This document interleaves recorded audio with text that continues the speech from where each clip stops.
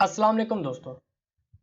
Some time ये होता है कि आप नेटवर्क के ऊपर मौजूद किसी सिस्टम से कोई चीज़ कॉपी करना चाहते हैं, जबकि उस सिस्टम के ऊपर वो ड्राइव शेयर नहीं होती।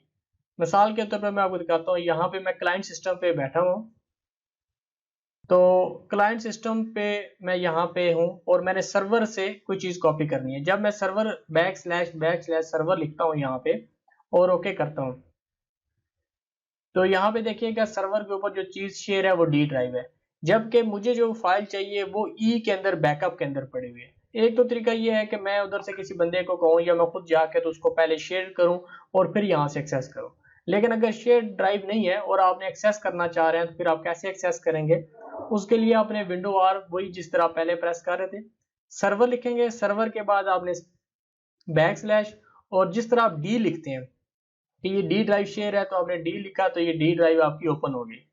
लेकिन अगर डी के साथ आपको ई चाहिए तो आपने क्या करना है, आपने लिखना है डी की जगह ई लिखना है और इसके साथ आपने डॉलर का साइन देना है।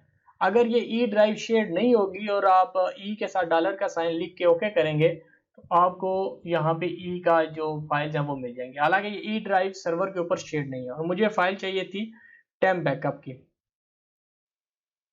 ये टेम्प बैकअप की फाइल चाहिए, मैंने यहाँ से कॉपी की है और डी के अंदर जाके इंस्टॉलर के अंदर जाके डेटाबेस के अंदर जाके ये फाइल मैंने यहाँ पे पेस्ट कर दी।